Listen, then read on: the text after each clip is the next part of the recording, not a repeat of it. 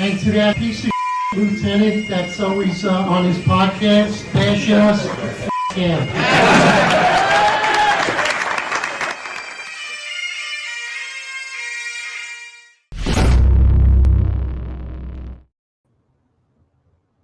All right, everybody. Eric Dim, your most complained cop, NYPD. This is New York's finest retired unfiltered podcast, and we're doing our 265 Police Live series. Along with me is the founder and the co-host of the podcast, John McCary, retired lieutenant. We got a good one for you. This is an episode we're going to discuss the publicity stunt that was just done by the NYPD. The NYPD chiefs ride the New York City subway, but we like to call it, at the Finest Unfiltered, the NYPD clowns ride the New York City subway. Let's get right into it, brother. What do you got? Clowns on the train, baby. Or as the public relations campaign that I personally believe was put out by Deputy Commissioner of Operations, Kaz Daughtry. I believe this was his idea, and you've seen 30-year chiefs bow down. Yes, boss. Great idea. I'll get right out there on the train. This is done to fight what they say the battle that they're in is the battle of perception, the battle of fear, and the battle of social media. But at this podcast, what we like to say is it's actually the battle of the truth and what New York City residents and subway riders are actually facing. John, like you said, the battle of truth, which is why I say when, particularly Michael Kemper, who's usually the closer when it comes to statements about the New York City subway, when he's trying to pick up the pieces for Kaz Daughtry's, stepping on his own foot. I would say that what we actually hear from them is combating perception with deception. And that's what they're doing, is they're deceiving the public. And I find this entire stunt just insulting to the everyday New Yorker. Every New Yorker right now should be insulted by this publicity stunt. I mean, do these NYPD chiefs think they're some type of entertainers? Do they think they're celebrities? I mean, this whole thing is just laughable. I think it's idiotic. I can't believe that's what you and I were saying offline. This is the part I don't understand. I can't believe that they actually got together and said, you know what? That's a great idea. That's right. You know what? We're going to ride the subways, and like Tanya Kinsella put out, because I put out a clip of Tanya Kinsella talking to the public, basically giving them leading questions. Do you feel safe? I mean, you're standing there with an undercover security team. You're standing there with a large uniform presence. And I don't just mean Jeffrey Madrick, because he has a large uniform presence on his own. But the actual entourage with these leading questions while you have cameras in and around them, what do you think they're going to say? It's absolutely ridiculous. I can't stop laughing about it. I'm trying to keep a serious face, but this is a big joke. John, what do you got? Yeah, no, I'm gonna play that clip. But exactly what you're saying, dude. It's all deception. This is a public relations campaign, and I mean, it's a slap in the face to New York City residents. It's a slap in the face to subway riders. They didn't put the unfriendly people on there that really had told the truth, the real New Yorkers that had something to say about what they're doing. I mean, because you take a bunch of chiefs from all over, every borough, every bureau, you put them in uniform, and it's not like you're telling them to ride the train. They're going down there one time during rush hour. They're having police go there ahead of time to clear the transit stations, and the transit stations they're going to ride. What do you think they rode? 3 stops maybe? And they're headed down there with their security details. And again, I don't know why cops have security details. I don't know. Maybe the police commissioner deserves one.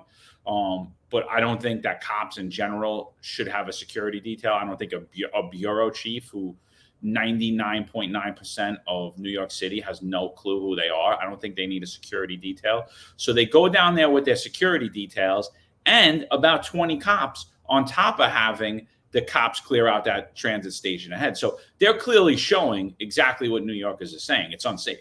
Because I could see you don't want to go down in the train in the hole by yourself. I could see that. You're in uniform. I get that. But cops do it too. They go down, 2 of them every day. So how many cops do you need as a chief? Why do you need more cops than a regular police officer? If anything, you should need less cops than a regular police officer, right? You have more experience. You know how to handle people better. But what you see in this video, I'm gonna play it right now, but take a good look. There's undercovers all around. I mean, there's about 30, 40 people with them on top of their social media team and their photographers. So here's the clip. Going good? The chief and first dep got on an Uptown 6 train from Brooklyn Bridge City Hall. From small talk to tips and real concerns, they're hearing it all. You feel safe? Going good? The chief and first dep got on an Uptown 6 train from Brooklyn Bridge City Hall. From small talk to tips and real concerns, they're hearing it all. You feel safe? I just had to play that. That's why. Sorry. Now, I'm going to tell you right now, I made that clip myself, and I watched it over and over. And I know Tanya. I worked with Tanya Kinsella myself as a rookie cop in the 120 precinct. And I could see just her facial expression and her demeanor. And you could tell it's not organic. It's not natural. You could see she's posing for the camera. You could see her facial expression. It's so artificial. First of all, those are such leading questions. You're asking people how they feel when you have an entire entourage in your surrounding with cameras. What are they going to say when they're put on the spot? And obviously, you're not going to ask people that are going to give you an actual rebuttal and give you actual reluctance or resistance.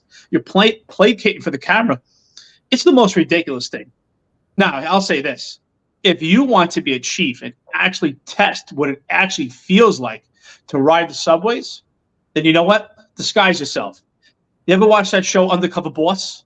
John, you ever see that show? Yeah.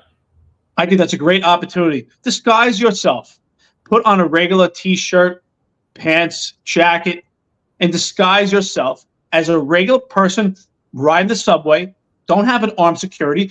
Don't even notify your personnel. No one should know. Just ride the subway. See how you feel and watch how other people feel. That will be the only true test, not this charade. Absolutely. And then I think a good bar to see how safe New York City is I always like to just see what the mayor has to say about it. So this is what he had to say about if the city's safe. And I think, New Yorkers should hold on to this standard with everything. And then now, not only is this the mayor of New York City saying this, you have to think that now these people are cops. They have guns on them. They're with other cops, and they bring a complete entourage and security detail. So this is the bar that Eric Adams had set prior to his appointment. I won't have a security detail. If the city is safe, the mayor shouldn't have a security detail with him. He should be walking the street by himself. I won't have a security detail. If the city is safe, the mayor shouldn't have a security detail with him. So, I mean, just in that statement alone, the hypocrisy is there. I mean, if the city's safe, the mayor shouldn't have a security detail. Now, I think he's an absolute moron. I think that the mayor needs a security detail, but I don't think that high-ranking members of the New York City Police Department need a security detail. I fully remember that even during the 2020 riots, I fully remember one night I was doing 1PP security. We were doing the outer perimeters on I forget which street it was, but we were doing the outer perimeters. And I fully remember seeing the Deputy Commissioner of Management and Budget walking all by herself, going to take the train at the height of insanity in 2020. Nobody knows who she is, and that goes for the most part. I mean, Kaz Daughtry's making sure everybody knows who he is. But I still don't believe he needs a security detail. I don't.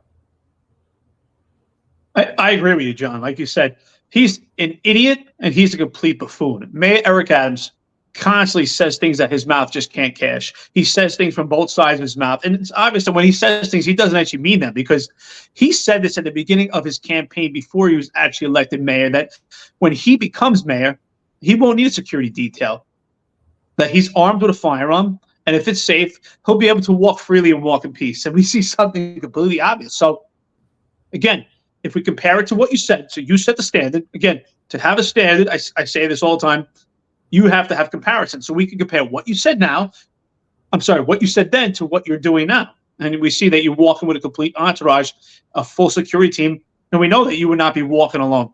So that means that it's not safe, because you said initially you would carry that out if the streets were safe. But we're hearing from a complete buffoon, and it's a shame. It's really insulting and demeaning towards real New Yorkers. This is what New Yorkers are dealing with. They're dealing with an inadequate mayor and a complete inept NYPD. The NYPD was the GOAT of policing, not just nationwide, worldwide. The entire world is watching right now, and the curtain's been unveiled, and the whole world is saying, oh my God, this is the NYPD. I mean, this was the iconic police department that everyone looked to. And right now, they just look like a joke. I mean, it looks like just one big photo op, and we see Kaz Daughtry sitting perched up, talking to different subway riders. I mean, it's so organic. I mean, I'm wondering, too, I'd love to interview these people. If any of these people watch the podcast and tell us, did they actually set the camera up and tell you when to go? Because it looks so artificial to me. I don't think those conversations were organic at all. I think it's a big joke. It makes zero difference. If anything, it makes the NYPD more laughable than it was before. It's not going to have any change on crime, and they're not getting a real perception, which they love to say perception, of what's going on. But it does paint the picture of reality. And the reality is those train stations are a nightmare, because if they weren't, they wouldn't have these security teams with them walking in this manner. What do you think? I mean, you nailed it. I mean, that's exactly what it is. You wouldn't need a security detail. You'd go down there with 2 or 3 people from your office. You'd walk in nonchalant, and it wouldn't be a big deal. And I do think it's a photo op. You know, we put out, I mean, I think the if you look at the thumbnail for this show in particular, you know, there's a bunch of chiefs in a decrepit train station standing in front of a green screen about to take a photo, because that's what everyone sees this as, a photo op. You know, if crime was down, there would be no need to do this. If the city was as safe as they say it is, if transit was as safe as they say it is, there'd be absolutely no reason to do this. But consistently, we just hear perception, fear, perception. We're battling perception. We're battling the public fear. You never hear them say what the strategy is to battle crime. Eric, let's play devil advocate for a minute, though. Let's play devil's advocate. They are being instructed by their boss, Kaz Daughtry, because I don't believe that any public relations firm would think that this is a good idea. I mean, I believe that this podcast, as well as the memes and the tweets that we've put out, debunked whatever amount of money they've spent on this in seconds. I think everyone is saying clowns. I mean, I'm not the only person saying clowns. You're not the only person saying clowns. I mean, you go on the internet in the sections where they actually allow comments, because most of the time the New York City Police Department shuts off comments on social media, which I think is actually wrong. I think that the public should be able to weigh in, whether it's being made fun of or things that are unfriendly to them. We have the right to freedom of speech in this country. People should have the right to criticize, and from what I see, they deserve criticism. But what do you think the effects of them doing that? Like, could you think of anything good, any good effects of them going out into the subway that day?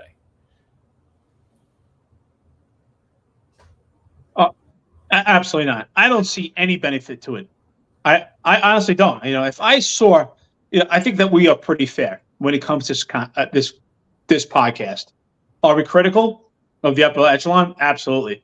But I don't see any benefit to it at all, because once they set the tone that they did this public stunt, they now have to answer a lot of questions, because anytime, I don't think that they're actually looking at the bigger picture ahead of what's going on now. They're looking at the short game, because now if crime does get out of control and they can't hide it anymore to where they can't say the perception does not meet reality anymore or intertwine, the chiefs are going to make the argument of how busy they are and what they're doing out there to tackle police work. And the public's going to say, how busy could you be? You had the time to ride a train. So they're leaving themselves open for a lot of questions, and they're not looking at the long game. John Schell himself had put out, I believe it was on Twitter or LinkedIn, if you remember, it was a long message about what it is in the day in the life of being a chief in the New York City Police Department, of how busy his day is and how encompassed it is in doing police work. Is it really that busy that every chief had the opportunity to ride a train on the New York City subway to make sure that they actually coordinated? They didn't just ride the train, right? John, let's just say this. Chief Kemper didn't get up out of his chair and said, you know what? I'm going to go get on the subway right now, and I'll be back in an hour. He actually wasn't even on the train. The one funny, chief of transit was the only one that I didn't see. He actually wasn't so on the chief of transit is not on the subway. That's even more ironic. Yeah. Exactly. But you know what's great? But yet, okay, so let's talk about Chief Madry. He's busy. He's out there busy studying, but he had to coordinate getting his people together, coordinate with Tiny Kinsella, the time that they're going to get together, get all the personnel together to do this stunt.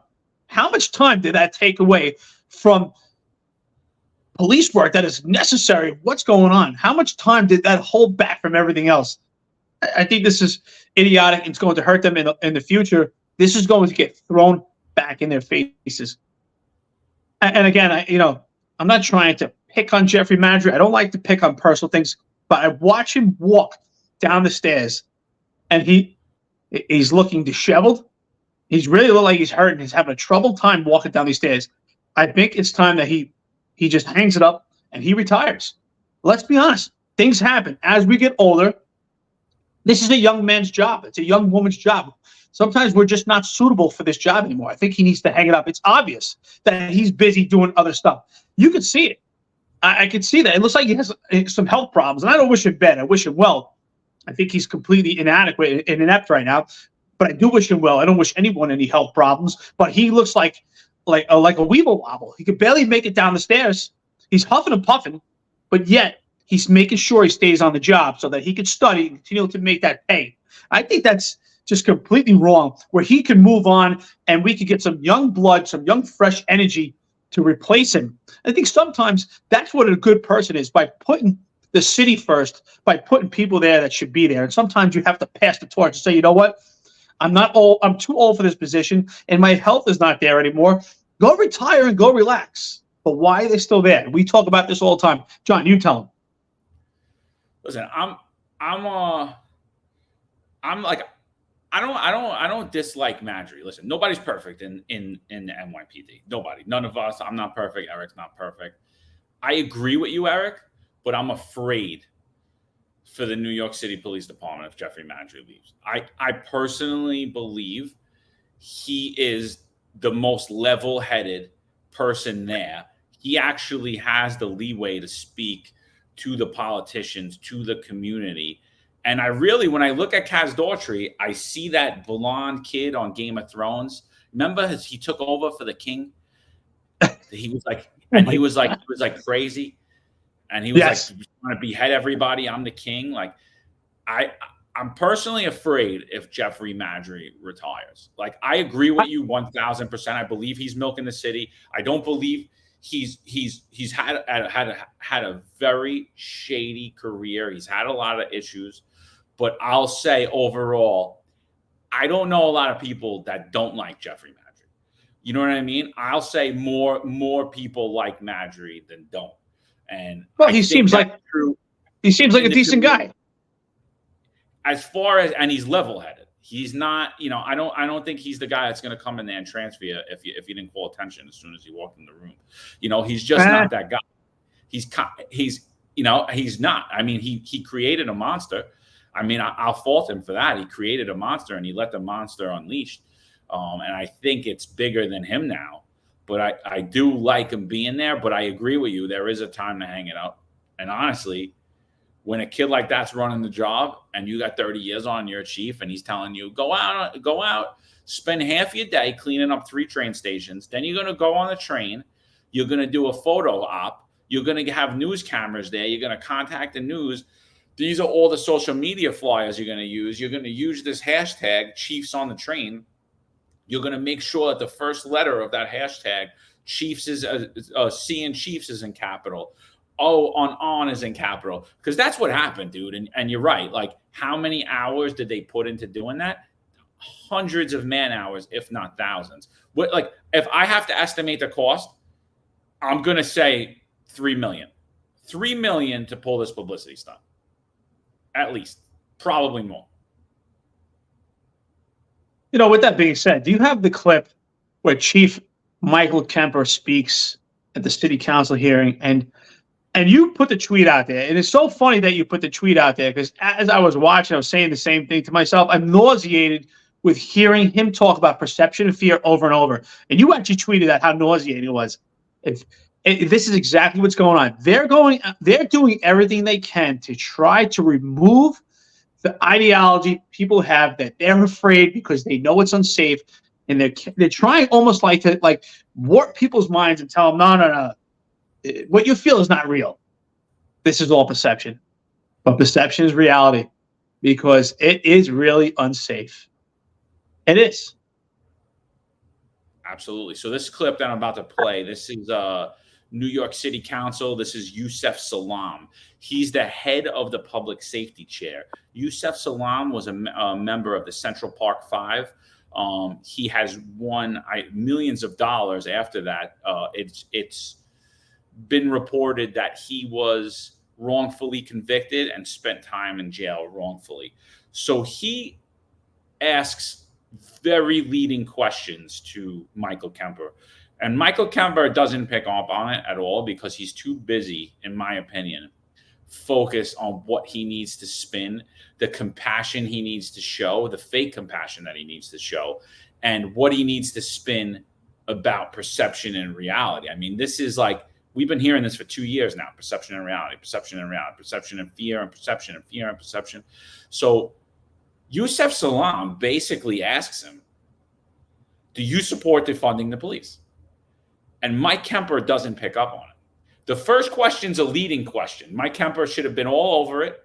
The assistant commissioner for deputy commissioner managed budget, Seth Severino, he picks up on it and he starts to answer, well, we're budgeting, we're doing this. He knows where the next question's going. And then you're going to see follow to the second question. There's going to be two questions here. The first question's a leading question. The second question is, do you support defunding the police? Because that's exactly what he asks him is, will you take money out of the NYPD budget and put it towards other services? That was the idea behind defund the police. Michael Kemper doesn't see it. I'm going to play the clip, and then Eric, let's get your thoughts. The department has stated in the past that funding isn't available to continue these programs in perpetuity. Once funding diminishes, we often see an increase in criminal activity in the subway in particular. It seems like increasing policing in the short term, investing hundreds of millions of dollars of overtime doesn't create the systemic changes that we want to see for New York. Instead, the city could invest this funding into an effort to provide appropriate services to those individuals who perpetuate the largest portion of these crimes. So my question regarding that is, do you agree that an increase in funding for mental health and community services would assist in decreasing crime in the subway system? So I'll answer that question. And I would say personally, there is some truth to that. Absolutely, yes. And why I would say that is when looking at the subway system, it's so unique and nuanced when it comes to public safety. The mental health issue or the crime issue or the issues in the subway system that really affect perception and fear and crime. When talking about mental health, we could start with perception and fear when our riders enter the system and they come across someone that's in midst of a mental health crisis, if you will, scares them. It's the unknown. So it's directly linked to perception and fear and crime. You know, more often than not, we find individuals who suffer from a mental illness, victims of crimes, and committing crime. So there's a direct correlation between not only the perception and fear, but crime, and ultimately spending time would certainly help people. You know, at the end of the day, find the help that these people need. If I answered your question, I hope so, sir. Oh, absolutely. I have a follow-up to that. Would you be amenable to diverting some of the resources that they are receiving for this plan to those causes? Just to clarify, from a budgetary perspective, we're constantly working with OMB to adjust our overtime budget. As we discussed earlier, there's a year-to-date spend versus our current budget, and that difference is quite small, and we still have the rest of the fiscal year. So there's no true funding to divert. It's just a matter of where the spending takes place. So just hearing that about diverting, look, public safety and reducing crime and allowing our riders to travel from point A to point B free from being crime, this is what they deserve, and certainly they need to feel safe. If you're asking me my honest, personal, under oath opinion, more effort needs to be spent on the topic of mental health, particularly in the subway system, yes.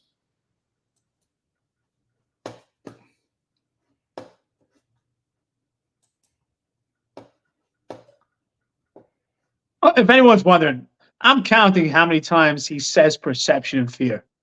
So what do we know? This, I can tell you this, just by his demeanor, by what he says, no matter what the question was, he already had this plan in his head that this is what he was going to answer. It didn't matter what the question was, because he didn't listen to the question at all. That question had nothing to do with perception and fear. But somehow he already had it in his head that he has to insert perception and fear. That's what the NYPD chiefs are doing. Whatever happens right now, insert perception and fear. Whatever happens, insert perception and fear. Oh, we had a subway incident, perception and fear. And they started with John Sheldon, selling this idea that we have to change our perception and fear. So the New York City is made up of 8 million people. 8 million people have no idea what they're talking about. But the 20 some odd chiefs of the New York City Police Department, they know exactly what's going on compared to 8 million people that actually ride the subway. Don't ride the subway with an entourage of security men with firearms and large presence of uniformed members. This is just complete ridiculous. First of all, he didn't even listen to the question. And I like the part that you pointed out exactly. The OMB guy got it. He caught on and he tried to explain how the budget is being allocated for these services so that the police department can address it. Michael Kemper didn't listen at all. What Michael Kemper said is that we could divert these services to other services to handle issues with mental health because the police department is not capable to handle it. So in his soft-spoken manner in the question, Michael Kemper completely was not listening because he was so prepared to insert perception of fear.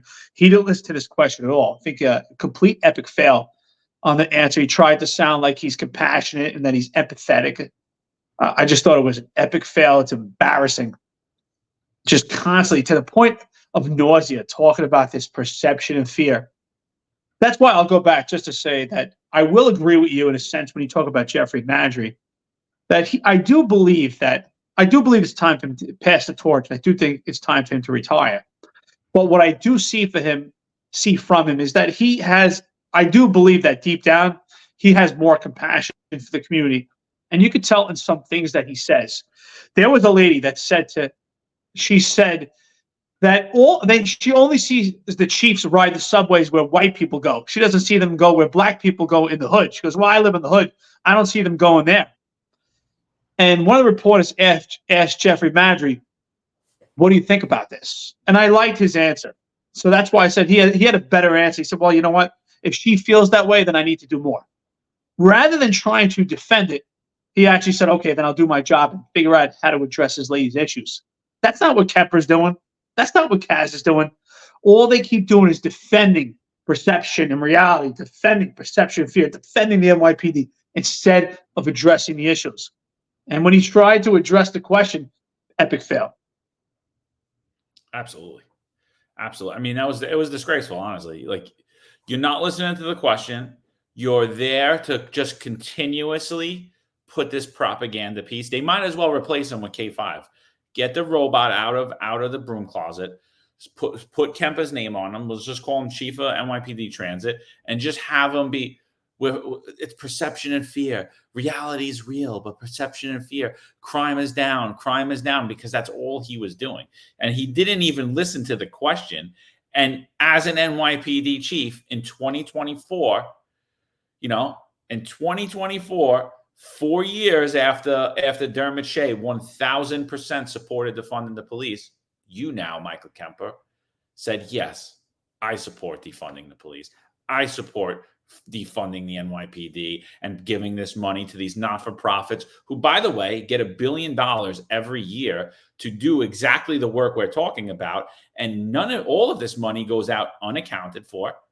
The programs have there's zero transparency in these programs, how they work, how we prove they're successful. The public has no idea how this money's being spent. So Michael Kemper believes that the NYPD should be defunded to give the money, to give some of their money to more of these not-for-profits who are shrouded in mystery, who are not transparent at all, and who have been largely a huge, epic failure. $1 billion is basically, in my opinion, getting shoveled into an oven and burned and lit on fire. It's going to friends and family. It's the Friends and Family Fund because it's not helping the homeless. It's not helping the mentally ill. We're spending billions of dollars. And Michael Kemper, because he was so wrapped up on saying perception and fear, said, yes, under oath, my honest opinion is, yes, more money needs to be spent. Well, great. I'm glad you feel that more money needs to be spent, Mike. You don't even know how the original money spent. So how would you know that more money needs to spend? How do you know we're not lighting money on fire, Mike? You don't know any of that. You don't. You're just there to be a propaganda piece. He's a failure. John Schell's a failure. If anybody should step down, I think it's them first. And again, like I said, I think Marjorie's much less of a puppet. He's much less of a puppet. I hear him in that meeting later on. They're talking about the protest settlement agreement, and he comes in and he's like, the lightest touch, Madam Speaker, the lightest touch. This is Marjorie.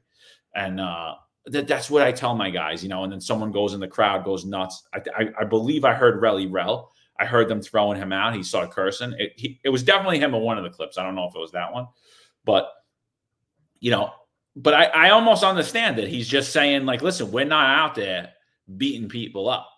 We're giving people their room to breathe. I mean, I think that you see it every night since October 7th. The NYPD has been hands off in these Manhattan protests with the leftists. They've been hands on with Scott Lebedo. They've been hands on in Staten Island. But in Manhattan, they have not been. I'm so glad you mentioned that because right away I was going to jump on it when you said that. They're hands off every night, but you Scott Lebedo, when you throw a pizza, they swoop in right away. But funny that you say that, right? When we talk about conservatives or common sense, we hear the city council. Obviously, this was a complete setup, and it was a bloodbath to destroy the NYPD at this council hearing, which they did. They accomplished. Vicky Palladino did her best to support the police department, and rightfully so. I agree with her that the police department deserves respect for the hard work that they do. But when it comes to the weak appointed management of this particular administration, I don't feel sorry for them. I would have felt sorry for other administrations. Yes. Did I find them completely impervious to mistakes and fault? No. I didn't think the Ray Kelly administration was perfect. I didn't think Keechant Sewell's was perfect or Bratton. But they were far off better then than they are better now. And I believe that they deserve respect and the rank and file along with it. But this particular administration, absolutely, they don't deserve any respect and admiration. So I understand and I respect that Vicky Palladino was fighting for them. But this bloodbath, they deserve it because they're not just acting like chiefs on a train. They're acting like clowns on a train. This is embarrassing. What is the real solution? Riding a train one time on an orchestrated event does not change anything. What are the actual solutions? It sounds great for the average person out there, the layman's person that doesn't understand police work. What we're doing right now by removing 1,000 police officers from other spots of the police department to fill these holes in transit, yes, it may bring crime down in transit, but we're displacing other crime. What happens is when it comes to crime, ultimately the NYPD, and when you're short manpower like we are right now, imagine people watching this. It's like if you had a barrel that you could fill up with water, but we drill holes on both sides. And as you put the water in, we only have so many hands and you're trying to cover these holes and the water's still leaking. So we hold one spot and the water comes out another one. We hold another spot and then the water comes out another one. That's what's happening now. We hold one spot and then we take these cops and we put them in another spot, and now the water's leaking from that spot. So that's what's happening. We'll bring crime down in one spot, but it's displacing crime in other areas. So this is unsustainable, and this is not good for the long term. We have not heard long-term solutions. We have not heard an actual plan. We need the leaders of the NYPD who are not showing any or exhibiting any signs of leadership to be innovative, to actually sit down and get real solutions. Just by asking everyday people, do you feel safe? That's what this all has come down to with them. Do you feel safe? You know, what if there was some crazy person that no matter what was happening, they still feel safe? Does it matter what you ask them? Let's talk about the truth of what's actually happened, what's actually happening there, what we see, what the crime stats are. If you didn't have these 1,000 police officers, we wouldn't have this 40% decrease. It would be back to those original numbers. Yeah, so they're robbing from Peter to pay Paul. They're taking 1,000 officers out of their duties that they do every day. So those areas are going to fall, whether it be cases that need to be investigated, whether it be video that needs to be reviewed, whatever it may be, whatever their function is in the NYPD, it's obviously a vital one. Or Eric Adams said he was going to do away with the non-vital positions, right? And then admin, right? That he said that over and over again, yet he created more of them. And I think he actually gave cops to sanitation too. He created a whole detail and gave them to sanitation. I don't know for what. They don't take any enforcement action. He gave cops to like some other thing where like you could submit for funding with the mayor's office. He's like giving cops away left and right to really non-enforcement things that don't even involve the police department. So, I mean, I think he's failed at even being able to identify what's administrative and what's enforcement and what's necessary to have a uniformed in and what's not. But so at this point, well, I'm going to say that all of these are essential functions in the NYPD. You have officers, so you're robbing from them. Those functions are going down. What do you see because of that? You also see the state troopers are down there, and you see the state troopers are down there, and you see the National Guards down there. And like myself and Eric have said over and over again, that is to fight terrorism. There is obviously a large threat. We've seen what happened in Russia. We've seen what happened in Russia, and I mean, it's clear as day that we're worried about that happening here as too. The same day that the Russian threat went out, the U.S. Embassy put out that it's unsafe in Russia, March 7th. That was the same day. March 7th was the day that the National Guard and state troopers got deployed to the subway stations. So with all this, with flooding the trains, with all of these people, you know, they're in the high-profile trains. The 1,000 cops are spread out throughout the subway system that daily and spread out. We have seen a drop in crime, a significant drop in crime. But like Eric's saying, it's unsustainable. It's artificial because, first of all, the amount of money that they're spending is insane. The amount, and a lot of these guys aren't even getting overtime. They have to do it on straight time, but there are a lot of guys still doing it on overtime. So even with that, you're losing the man hours where you needed them, where that person's essential functions happening. So now they're going to make it up on the other end. So even if they're not getting overtime that day, they're going to get overtime on the other end because they were there that day. So you're really not alleviating overtime, and the overtime will go up significantly. It will continue to rise as it's been every year. You're going to see rise in overtime. You're going to see less cops act to take action. You're going to see cops sitting there tired, looking at their phone, dazed out. They look like they're not in the game because they're tired. They're working 6-7 days a week, 14, 15-hour days. And for what? To get an artificial drop in crime. And the minute the summer hits and crime starts to spike on New York City streets, they're going to pull them out. And guess what? Organically, crime's going to come rushing back in, and it's going to come rushing back in big because these are not actual fixes. They're Band-Aids, as Eric explained. John, there's a clip I want you to pull up. If you could pull it up, and we could explain it and explain why I want to get into it. So the actual, do you have the actual clip of Mayor Eric Adams offering jobs to drug dealers at Burger King? I don't have a clip of it. I can find something. I'll find something. You have the meme that you made? Well, the reason why I want to go into that. So I will say this, right? Because I'm a firm believer there's no bad troops, only bad leaders.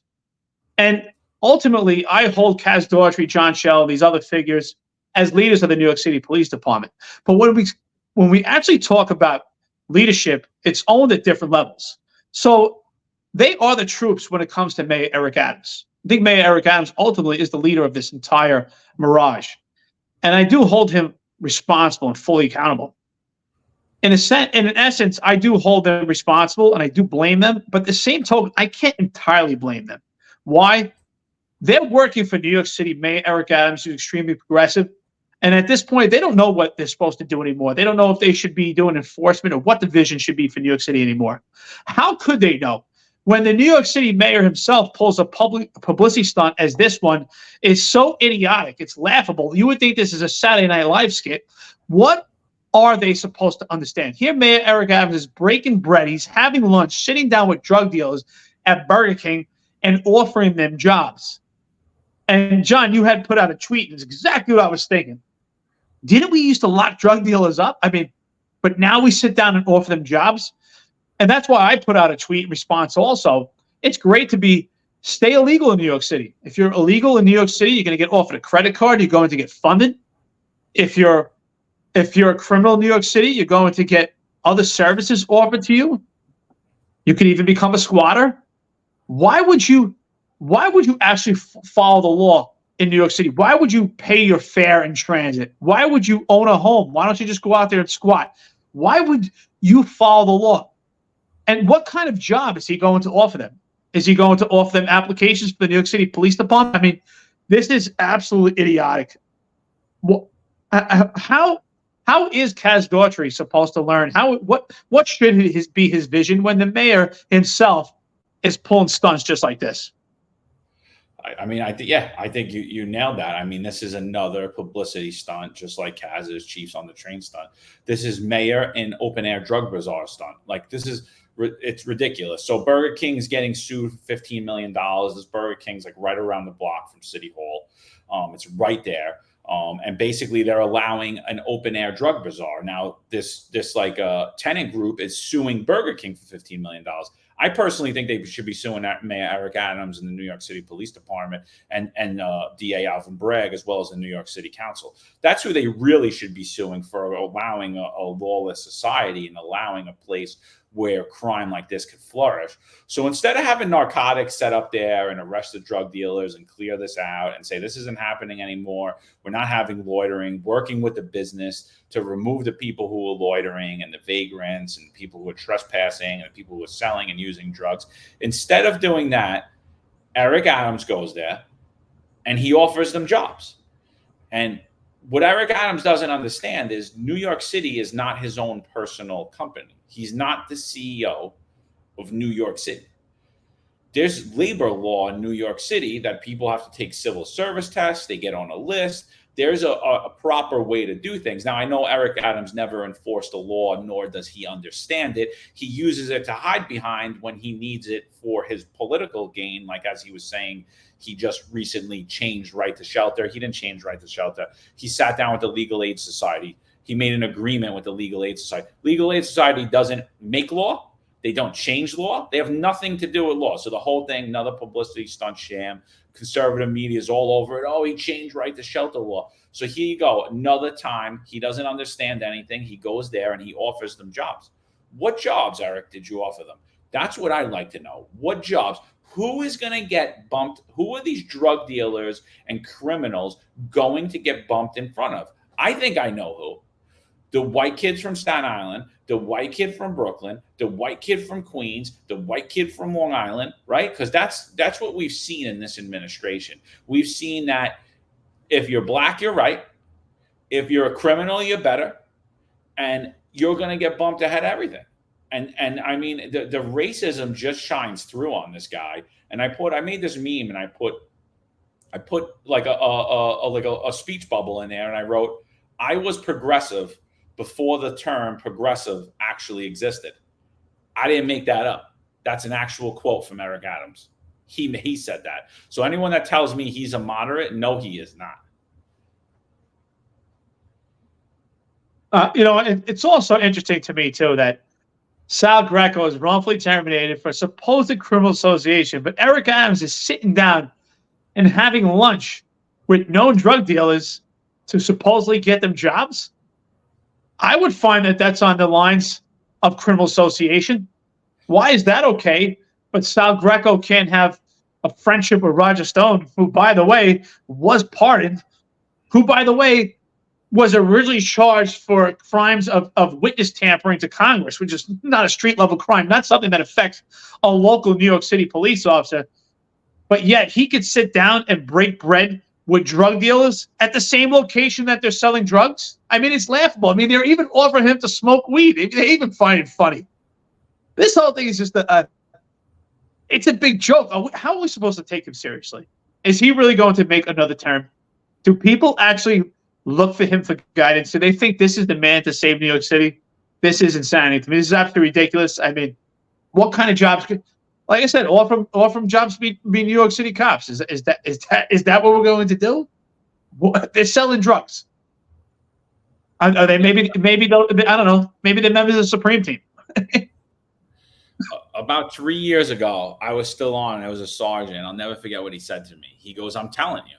He goes, soon enough, part of the DAT checklist, and what the DAT checklist is, if somebody qualifies for a desk appearance ticket, you'll go through a checklist when they're arrested to make sure that you could give them a desk appearance ticket and not put them through the system for the night.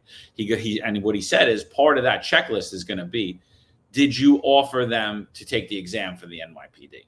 And honestly, I don't think we're far from that. Like we all laughed about it, and I was like, you're probably right. I wouldn't disagree with you. I wouldn't bet against you. He goes, I'm telling you, we're a few years away from it. I'm telling you, this is the way this is all going. Doesn't make sense. Everything that's happening doesn't make sense. And now here we are. But this one, they don't even have to take the test. Eric Adams just going to give you a job because he thinks New York City is his own private slush fund. He believes he's the CEO, and he could just do with what he pleases. Why we see a detective who's now a deputy commissioner / uniform chief. You know, none of it makes sense because it doesn't have to make sense because the guy doesn't follow any laws, particularly campaign finance laws. He has a big problem with, and everybody around him has a big problem with it. I mean, Eric Adams, you're getting indicted. I mean, that's all I see. I see people getting indicted left and right, or you're turning Fed witness, one or the other, because he's got more problems building up than anything. And again, another publicity stunt. He went down and break bread. He didn't walk out of Gracie Mansion and go there. No. He sent about 30 cops out there, and you see them actually, if you look at the photos closely, plus his security detail, which is the largest security detail out of any New York City mayor ever, including Rudy Giuliani, who, by the way, took down the mafia in New York City, who ran everything in New York City, and this guy's got a bigger security detail than him. Why? If anybody should have had a 24/7 huge security detail, should have been Rudy Giuliani, not this guy. You know, it's really interesting that we see this unveiled in such a way. It was funny because I was watching on Netflix the other day. Death Wish was on, and it's funny, right? That this whole time we're experiencing this stuff that it's about this criminal first society and about pandering to the black and brown community, to showing that we're being fair. But what was interesting, and I didn't even realize, and I've seen that movie so many times, but it's from 1976, and you can see the trains are just horrendous in comparison to. In comparison to now, as bad things are. But it's interesting, even in that movie, right? Because, people commit crime based on opportunity, on what the politicians allow. But even when you watch that movie, it wasn't about race. It was about crime. Because you watch that movie, most of the perpetrators in that movie, they were white guys. You know, it's funny because they're always defending this whole ideology that the police department is in pursuit of black and brown, and that we need black and brown officers, and we need officers from these areas to protect and actually address the black and brown community. But it comes down to, ultimately, this all comes down to politicians. Mayor Eric Adams is a big part of this problem, these progressive ideology. If they're out there selling drugs, they should be arrested, not offered jobs. If people are riding the subway and they're not paying their fare, they should be arrested. That's what the police department does. That's what the mayor does as executive of New York City, is by keeping this city safe. Didn't he say it himself? Safety is the key to prosperity. But again, his mouth and his words never match his actions. This is what Mayor Eric Adams is about. He's just a two-talking step man. Nothing matches what he says. But what I'd like to ask you this, John, honestly, I want to hear your thoughts on this. What do you think Kaz and the other upper echelon of the police department thought they would accomplish from this, if they thought they would accomplish anything? Or do you think this was specifically to enhance their own careers? Again, I don't have any inside information, but I think that this had nothing to do with a public relations firm. I think this was the brainchild of Kaz Daughtry. I think Chiefs on the Train is his brainchild. I think that many of the people that you see posting those photos said how stupid this is, told their wives and their families how stupid it was, told their staff how stupid it was, and they went along with it. I think it's the brainchild of Kaz Daughtry. I think it makes absolutely no sense. It's pandering. It's social media. You could tell that he's very hopped up on social media. John Shell's his little puppet. They think that having followers and getting likes and reshares actually is real life.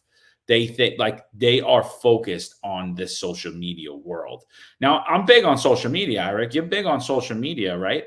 I mean, it's an outlet, but we're critics. It's totally different. We're not public servants anymore. I mean, I never had one like when I was a public servant because I wasn't on social media. And I don't really believe that they should be either. Like, you know, and I don't put out things for likes, and neither does Eric, because if we did, we wouldn't be talking about the things that we're talking about. I mean, we're talking about a lot of things that people are scared to like, but they agree with it, you know, and that's what differentiates this podcast from the mainstream media, you know. So I really think the goal was, hey, let's just get out there, let's get this on social media. You know, we look like idiots right now. Crime is down, but everyone sees what's happening. Crime's down, yes. Statistically, crime's down for the 28 days. Statistically, crime is down for the week to date. Statistically speaking, crime is trending up, and it's trending up significantly because they're getting these small reductions in crime that are just followed by high spikes in crime. And we're never going back down to those 2018 levels. I don't want to say never, we will. But just not under this administration, just not with these policies. This should have been all these man hours should have been spent fighting crime. I honestly think this was the stupidest idea, and I really do believe. I believe they spent millions of dollars to do this, and I believe that we debunked it in 0.3 seconds by making some memes for free and doing this podcast. Like it's a complete show. It makes zero sense. Any of it. I don't even know what the goal was other than I'm going to get out and this is my idea and you guys are going to do it. I'm sending the Chiefs on the train. That's what I'm doing. Like John said, social media is a great tool. We're critics.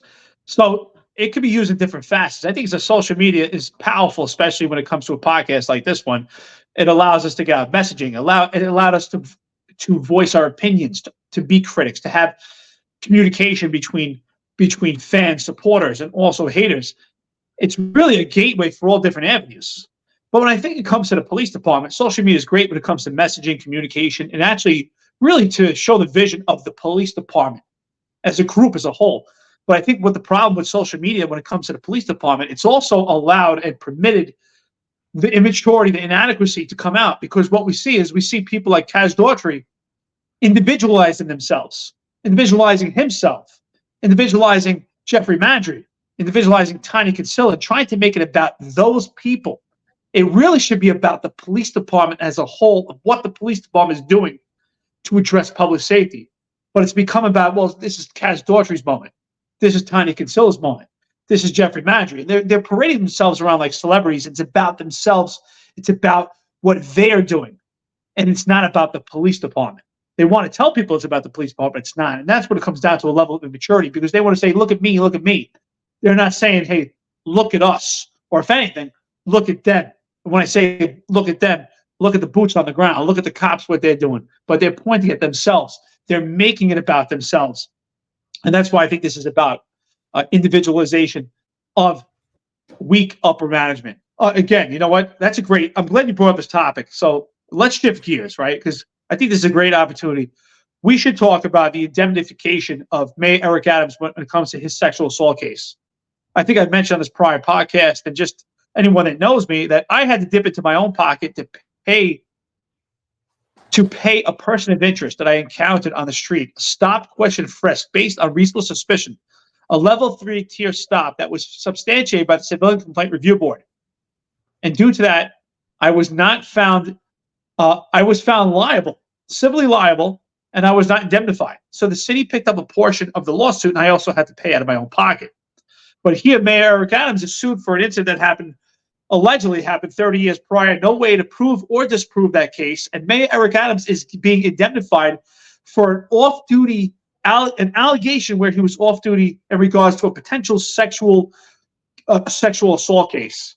And it also now reflects on other cases where Timothy Pearson, who is a former inspector who has close ties to Mayor Eric Adams, he's accused of a sexual assault case. Will his case now be indemnified?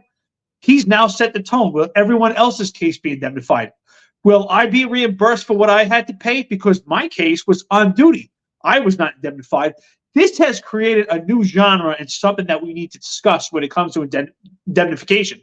Mayor Eric Adams has now set the new standard, or if there is no new standard, this is a just complete blight on corruption. Yeah, so Sal Greco posted about this, right? Because he's been pointing out the hypocrisy in the NYPD as well, ever since he was wrongfully terminated for being friends of Roger Stone and a strong supporter of Donald Trump. So he puts a tweet out and he basically labels out what's going on here is that supposedly this sergeant is accusing Ray Pearson, who's a retired NYPD inspector, but I believe he retired without a good guy letter, if I'm not mistaken. And I believe he retired while under investigation, and he doesn't even carry a gun. He was also involved in an incident recently outside of a homeless shelter where he went to go in and a female staffer accused him of choking her. However, he called the NYPD and she was arrested. We still have not seen the cameras or the body cameras from that day. He was wearing an NYPD jacket, although he is no longer a member of the NYPD, which is what we know as criminal impersonation of a police officer, nor has he been charged of that. So we believe he was under investigation for that. But for this, he's being accused of unwanted sexual harassment by this sergeant. So the sergeant, NYPD Sergeant Roxanne Ludeman, says that Pearson was sexually harassing her. Now, she reported it. She said she met with investigators and she even met with Chief Jeffrey Madry, and he did nothing. Really reminds me a lot of Latina Brown's case, where Latina tells Eddie Caban, the police commissioner, that she's being sexually harassed by her boss. I forget his name, but the guy in community affairs, Brian Adams, who claims to be the cousin of Adrian Adams, the New York City speaker, and also a cousin of Eric Adams. Now, I don't know if that's true, but that's what he claims, as per our sources in the NYPD. So he sexually harassed Latina Brown. Latina Brown, while working for the NYPD, reports this to the police commissioner, the figurehead police commissioner, Edward Caban, and he does nothing. He does nothing.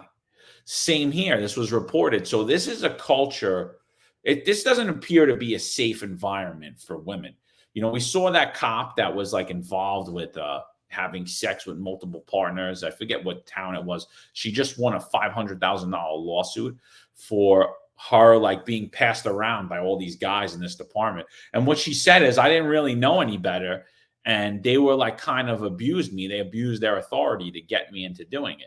I believe if she was in the NYPD, she'd probably be a first grade detective working on one of the top floors of the New York City Police Department in One Police Plaza. She'd probably have a budding career, but if she did report it, it would have went nowhere, the same as what we continuously see with all of these women, that these men continuously abuse their authority. And I always said it, and I still say it, if not for the police department, some of these guys would never feel the warmth of a woman.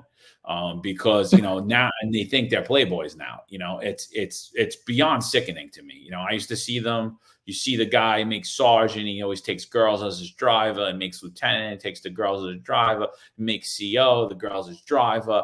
I mean, I always had big ugly guys drive me. Anybody that knows me, I just wasn't into it. I didn't want the accusations, and I just didn't think it was appropriate. And I for damn sure never would use my authority to try to hit on one of my subordinates. I felt I was better than that. And even when my subordinates tried with me, I just was never into it. I tried to just look at it like they don't really like me. They like what I represent at this moment in time. I just want to say we had Latina Brown on this show. She's does community advocacy. Really intelligent woman. We support her very much. She's become a friend of the podcast. So Latina, if you're watching this, we support you. And absolutely, what the claims and allegations that she made are just completely horrendous. That her claims were never taken seriously, and the authority that was abused over is absolutely ridiculous. So anyone else, any other woman in that position, this is an infectious culture. It needs to stop. This abuse of authority. But I think also, like I said again, we really need to talk about indemnification, because that also bears the question. Now, Timothy Pearson is in the circle of Eric Adams. This is a case of sexual harassment. Is he going to be indemnified just on the same manner that Mayor Eric Adams? Why not? If Mayor Eric Adams could be indemnified for a case that potentially happened 31 years ago that we can't prove or disprove, that happened, the allegation that it happened off duty. I mean, what's the difference now? Again, like I said, but to have a standard, you need to have comparisons. Again, I'm completely perturbed by the fact that I had to dip into my own pocket for taking police action.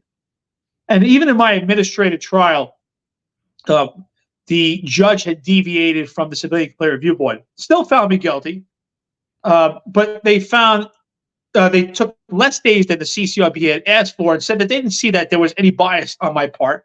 It was just a matter of they could agree on the legality of the tiered stop, on whether I met the legal ramifications for level 3 or level 2, and this was back and forth. But I had to dip into my own pocket. The city dipped into their pocket to pay, and I had to dip into my pocket. But that was for on duty, and there was no malice. That's for doing police work. These are sexual allegations that have nothing to do with the scope of employment of police work. We get Mayor Eric Adams is being indemnified. And what could this cost the city? I mean, this could be $1 million case just by the work into it. And then if there's a lawsuit, this could be $10, $20 million. I mean, this is by far more egregious than my case alone. What are your thoughts on indemnification? Do you believe that if Mayor Eric Adams is being indemnified, so should Timothy Pearson? No, again, I think that it's a misuse of funds. I think it's official misconduct on the part of New York City Mayor Eric Adams to be represented by City Council. I believe he's, again, abusing his authority, because we see a culture of abuse of authority. Who's in charge of City Council ultimately? Who's in charge of Corporation Council ultimately? New York City Mayor Eric Adams is in charge of Corporation Council, right? So her boss, the head of Corporation Council, is telling her, I need to be represented. Guess what she's going to do? Find any which way to represent him, which I believe it's completely wrong. And I believe it's official misconduct, which is a felony crime on the part of New York City Mayor. I believe that this is just yet another example of how he doesn't understand the law, and he doesn't know, and he's working with impunity. So I don't believe Eric Adams should be indemnified.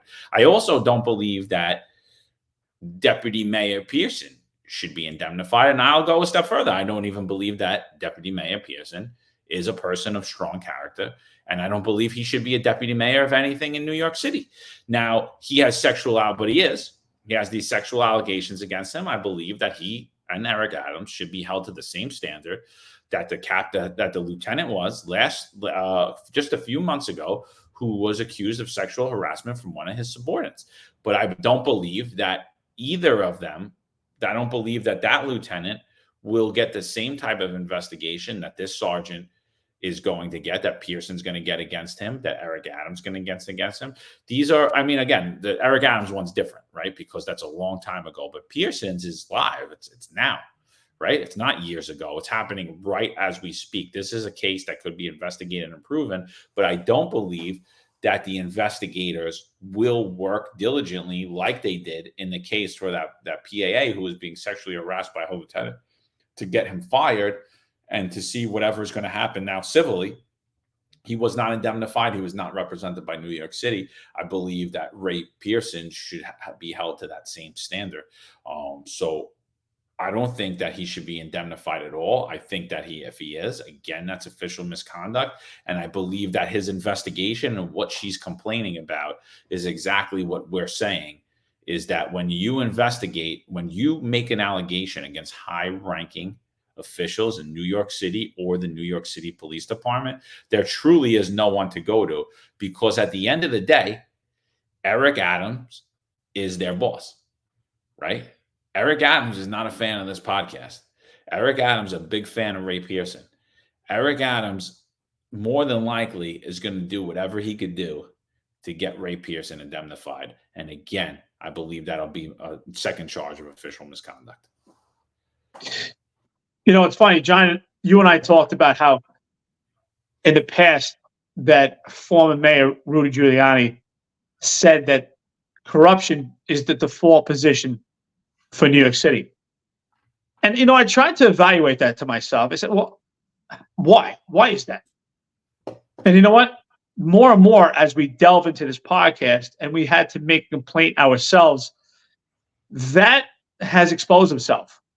It's exposed itself exactly what we're talking about here. Mayor Eric Adams is the boss of Corporation Counsel. So exactly that. It's going to default to corruption. Corporation Counsel is going to make sure he's indemnified. Ultimately, he's the boss. So this is a complete epic fail. And again, just as John and I made a complaint with the internal affairs of the New York City Police Department, which includes higher ups of the New York City Police Department, who are the same people that oversee the Internal Affairs Bureau. So how could that be a proper investigation? What John and I are exposing is exactly what former Mayor Rudy Giuliani said, is that corruption is the default position. And it's the default position for the NYPD. We see it because the Internal Affairs cannot do a proper investigation when certain ranks are part of that investigation itself. It should be done by an outside entity. Absolutely, we need an outside entity that does investigations for these things, just as Civilian Complaint Review Board, which is an outside entity. So I just think it's just a complete epic fail. Absolutely. I mean, that's exactly what it is. He's in charge of everything. So there really is no one to go to at the end of the day. I mean, we should have a federal government to rely on. I believe he is currently being investigated by the feds, but I believe if it was efficient, he would already have been removed from mayor about a year and 6 months ago. I also believe that if it was efficient, Bill de Blasio would have got arrested 2 years into his administration. So, and he didn't. And he actually served another term after that, which is, you know, another thing that would, because I always said if that was me or you, Eric, we'd be in jail for 20 years if we did what de Blasio did. So, you know, there is a different standard. There's two different standards. There's one for people and one for politicians. Speaking of Eric Adams, another thing I think we should bring up before we get out of here is he recently made a statement, and he said, he was at a town hall and he said, don't listen to people from Wisconsin tweeting about the NYPD trying to tell you what New Yorkers want. Don't listen to those people. So we made this meme. It's the map of Florida's behind us. You see Sal Greco pointing. Eric Dims pointing to his retirement plaque, and I'm there giving a thumbs up, and at the top of it says greetings from Wisconsin, because clearly Eric Adams was talking about us. Clearly he didn't do land navigation class in school, because if you look at the map, Wisconsin's north, we're south, brother. That's where the birds go in the summer, in the winter, for the nice, beautiful weather. You go to Florida. But that's okay. Listen, if he wants to try to, give a mirage that he's talking to someone else, but at the same time send subliminal messages that he's talking about us, just say our names. It's okay. Again, I've been saying this for the longest time. The New York City Police Department, along with Mayor Eric Adams, has been having an open public conversation with this podcast through subliminal messages. Just come out and say the finest unfiltered and Sal Greco. It's no problem. We know that you're talking right to us. We are the critics. We're not going anywhere. we are a staple here to stay. I can tell you that right now. We're confident. We have been run through the mill. We've been attacked by the New York City PBA. We've been attacked by the NYPD CRT team, along with the weight of the upper echelon of the New York City Police Department. We've been threatened by mobsters.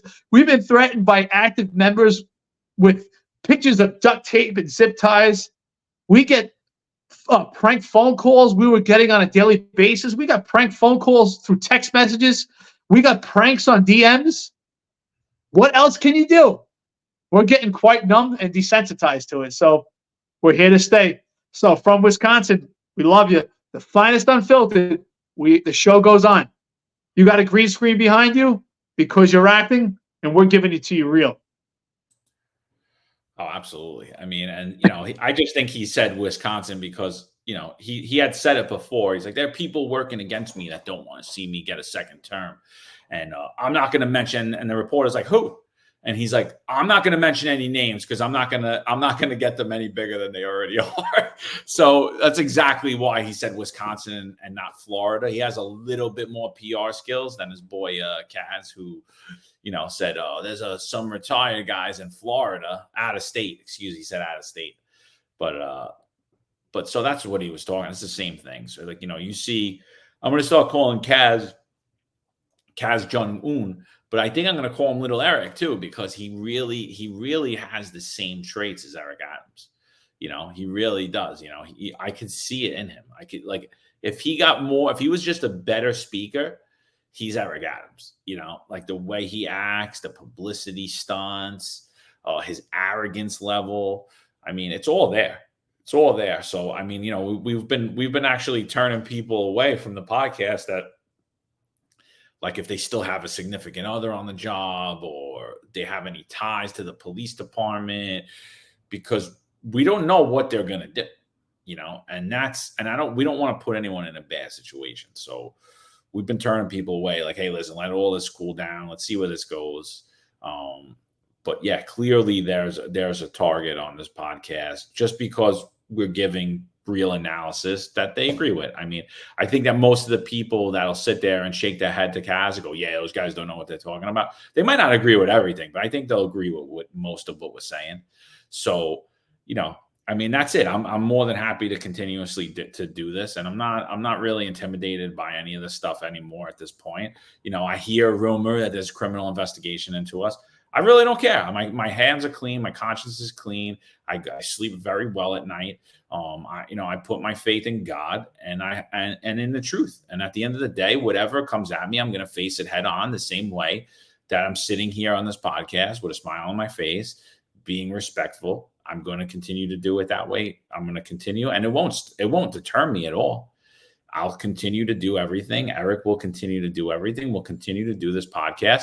If anything, and we'll continue to put our stuff out on social media. We are going to start to ask all of our followers, though, for email addresses. If you guys could just start emailing us email addresses in case we do get taken down on any platforms. I do have a list of some stuff, but if you don't mind us keeping your data, we'd appreciate it. You sending us your email, that if in fact we do get shut down on any platforms, that we're able to email you the platforms that we will continue on. That's really it for me, I think.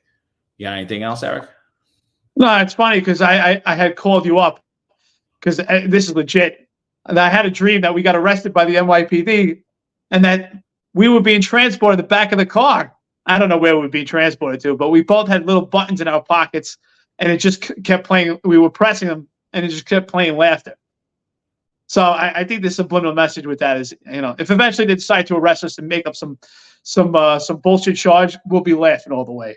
We haven't stopped laughing since the inception of this, and we're going to keep laughing. You know what? You honestly, John, you've said this before, and I'm going to say it again. The NYPD built this podcast. The NYPD let John McCary retire, a vast amount of knowledge, a lieutenant with a bright career, moving up with the New York City Police Department. The NYPD let myself, successful gun apprehension specialist, a leader amongst men of the police department. I mean, together, both of us had bright careers. They let us leave, and you know what? They built this podcast because if we weren't with the NYPD, this podcast would have never been created. So this podcast was created. It's now necessary. It's definitely a bigger and better path. We're happy that we're doing it.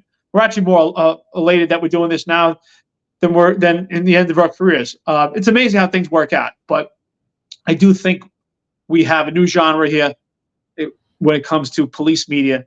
I mean, a vast amount of politics, but we are covering police media. I do think that police media is necessary. I've actually heard this on the Anti-Hero podcast, which I think is outstanding. There was a guest on there, actually a former police officer. He said that we need more police podcasts out there. I agree on that. You know what? This is a police podcast that is not just talking about true crime, but we're actually talking about real time. What's actually going on in the police world.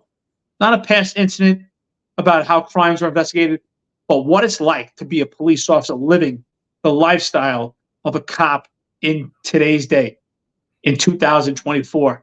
In the information technology era, under this progressive politics, what it's like to live in law enforcement today. So this is very important. Critique is important, and social media has been a powerful outlet. It's been a powerful tool. I'm so glad that we're discovering and exploring it. Let's keep it rocking. New York's Finest Retired Unfiltered Podcast, 265 Police Live Series. You watch Chiefs ride on a train, clowns on a train. Take care. Law enforcement professionals dedicate their lives to serving and protecting our community. But who's protecting their financial futures? That's where Laidlaw Blue comes in. Our wealth management platform is specifically designed for the law enforcement community. Laidlaw Blue is a division within Laidlaw Wealth Management, run by retired New York City detective John McDermott. His status as a retired detective uniquely positions him to establish a deep connection between Laidlaw Blue and the law enforcement community.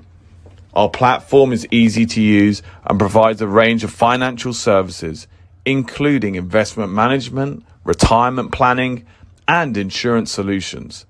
With Laidlaw Blue, you can secure your financial future and provide for your loved ones.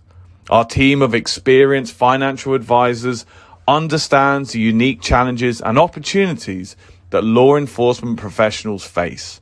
We're here to help you navigate the complexities of financial planning and achieve your goals. Laidlaw Blue. Secure your financial future today. Book a meeting using the QR code displayed or call us directly on 888-901 Blue. That's 888-901 Blue.